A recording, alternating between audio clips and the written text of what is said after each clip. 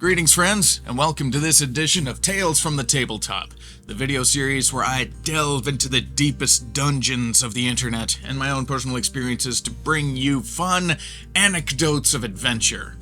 And I pick my favorite one and I illustrate it. And today is a special video because this one is all stories from my favorite OSR tabletop role-playing game, Mörk Borg. It's this thing right here. You might have heard me mention it before. This is my favorite OSR game. So good. The book is a work of art. They really went hog, putting foil in places. You can't see it, but there's some ornate Gothic letters here that glow in the dark. I had this on my nightstand because I would read it before I'd go to bed, and I would open my eyes and saw the glowing letters staring back at me. I thought I was hallucinating. It was crazy town. Get on the internet, turns out I'm not the only one, so that's fun. From the title page, Mörk Borg is Swedish for dark fort and is pronounced Mörk Borg. This game has been described as a spiked flail to the face. If I'm gonna do this, if I'm gonna make this video, I need to change up the music. I need music that fits this. Be right back.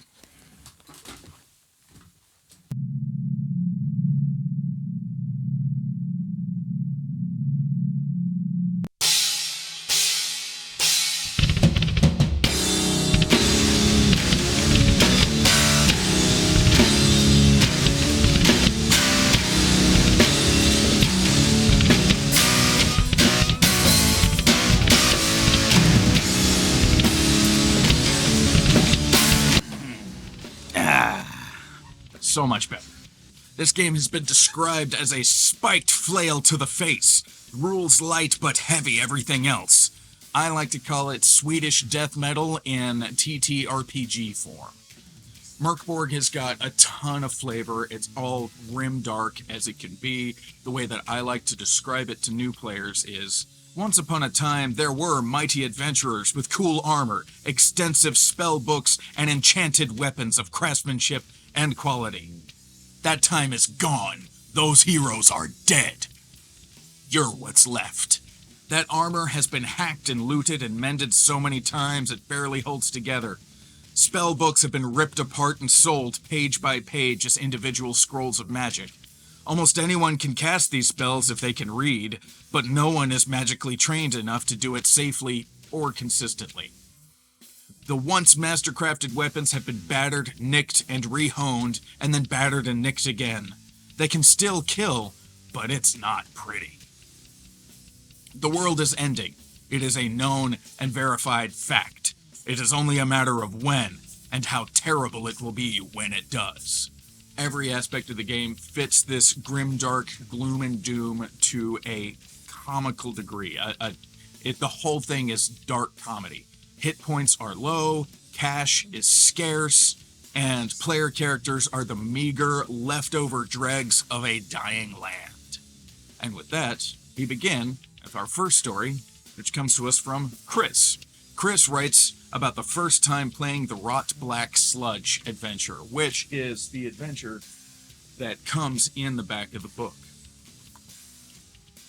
This exists essentially as everybody's first introduction as to what the gameplay is supposed to be about, so a ton of stories happen from the Rot Black Sludge. Man, try saying that 3 times fast. It's a terrific little dungeon, and it definitely gives a strong sense of what the game is and what the game could be. So, to the story. There are pit traps and monsters and hidden things, so spoiler alert. There's going to be spoilers just all over these stories. Enough preamble. Chris writes, 2 characters had an argument at the start, resulting in a bit of a pushing and shoving along the way. They got to the corridor with the painting, and one looked into it and started tripping out. The other character tried to wrestle him away, but fumbled the roll, activating the pit trap directly beneath them. They fell down the shaft and seriously hurt themselves when they hit bottom. The second character's small but vicious dog fell on top of them, making their wounds worse. Then the painting itself fell on top of the dog, killing it. all as an organic result of hilariously terrible rolls. I picked the story up off of Reddit. I asked in the Mörk Borg subreddit, hey, give me your funny stories. These are some of the stories. The very first comment was, quote, "A series of unfortunate rolls. Sounds like the next big live play show." And I agree, and I challenge anyone who's watching or listening, make that live play. I would watch the hell out of it. This next story comes from Eyeball. Eyeball writes, players are fighting an enemy that they know to be a vampire. One of the players is playing as the Fanged Deserter character class. The Fanged Deserter class is essentially as close as this game comes to having a fighter type. Almost everyone who's left in the world has got something wrong with them. And during character creations, there's lots of fun tables to roll on to see the different things that are wrong with you. But here, Fanged Deserter's description is, you have 30 or so friends who have never let you down. Your teeth. Disloyal, deranged, or simply uncontrollable. Any group that didn't boot you out, you left anyway. But your parliament of teeth, enormous, protruding, thick, and sharp, have always been your allies. And it's got special rules here. You can do D6 damage when you bite somebody, and in this game, D6 damage is quite a bit. The Fanged Deserter, his weapons broken, decides to try his bite attack on the vampire. He hits, but the vampire's natural armor absorbs all of the damage. The vampire then took the free attack that the Fanged Deserter rules allowed, rolled a hit, and killed the Fanged Deserter instantly. Moral of the story? Never challenge a vampire to a biting contest. Our next story comes from someone named Omnicheck. Omnicheck writes, one of our players played a Gutterborn Scum named Gritter. Gutterborn Scum is a character class. The closest analog would be a rogue type. Gritter went on all these adventures, and eventually, tragically, died to save his valiant companions. The player rolled up a new character on the break and landed on a character class called the Catacomb Saint. The Catacomb Saint is from the supplement Occult Ossuary, which I was fortunate enough to contribute an illustration to. I illustrated the Bone Fairy, if you're curious. Chosen to guard relics and death, the Catacomb Saints were the fearsome guardians of the holiest treasures of the one true faith. But as time winds to an end, the Church has cast them aside as reminders of an irrelevant age. The Catacomb Saint is a paladin class of a kind that makes up for its fragile skeletal body with heavy armor and powerful relics. Words were written by I. McClung, and the graphic design for this was by the incredible Pablo de Pena. The player decided his skeleton would be 7 feet tall, and asked if it'd be okay if this new skeleton emerged from the remains of poor dead Gritter. I got to describe the horror of a diminutive little corpse being ripped and rendered into human pulp as an unsettlingly tall armored skeleton emerged from within. That is some metal stuff. There's gonna come a day where I'm gonna draw that just for the hell of it. Next story is exceptionally short but lots of fun. It's from King Rain. King Rain writes, my PCs ingested upper mushrooms, hallucinated that they were centaurs, and ran 3 days across country to return to the city of Galgenbeck on time. They made it, but only just. Our next story is from Nerve Gossip. I'm sure that's not how it's pronounced, but what are you gonna do? The first time for all of us on the table with this system, one of my players rolled his stats and his meager coins.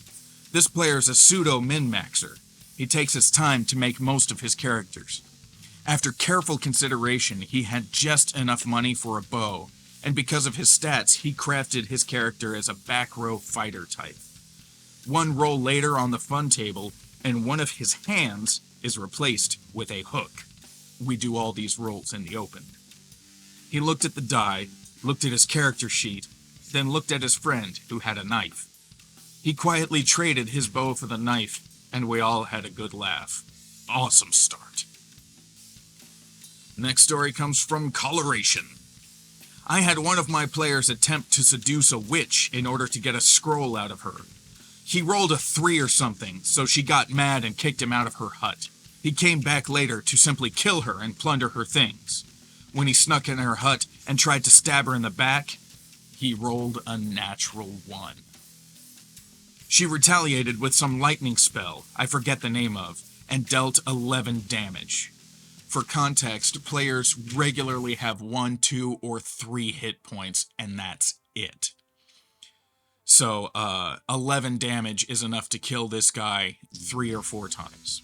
Or potentially 11 times. He fell into a shivering, galvanized mass, bleeding from melted eye sockets. It was our first player death, and it was only 20 minutes into this game.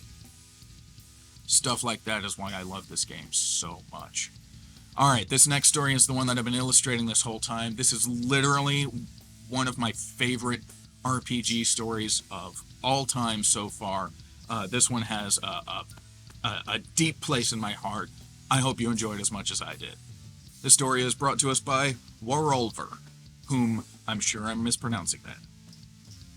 I was getting ready to play with some friends of mine. I was the GM. My house is above my mother's, and my friends are very attached to my mom for various reasons. So I start preparing everything upstairs at my place, when suddenly, I receive a call from one of my buddies. "Bring the stuff to play here! Your mom wants to play with us!" I was surprised. My mom never played a TTRPG before, nor gave any indication that she had any interest in it. So, I packed up my stuff and went downstairs. Characters were rolled, and the game began. As it happened, my mother ended up taking to the game very quickly. She played so well that she ended up being the only survivor. She was, however, more than a little distraught over my friends' deaths when they happened. My mom, being genuinely mad for my friends' deaths, delivered the final blow to the big bad witch at the end, yelling, "Block this!" before rolling successfully to kill her. I know that it may be nothing so special. I've witnessed more epic stuff, but seeing my mom having some real fun and really enjoying this was everything for me. We'll have another game in a month, and I'm very happy about that. I'm very happy for you. That's just the best. I love this story so much. How wonderful is it to have someone in your family who is so beloved by your friends? And what is it like to have a mom who wants to participate in this sort of thing, who's just game? And this was just lovely. For the illustration for this one, I actually reached out to this Redditor and found out that he was Italian, and so I did a Google image search for sweet old Italian lady.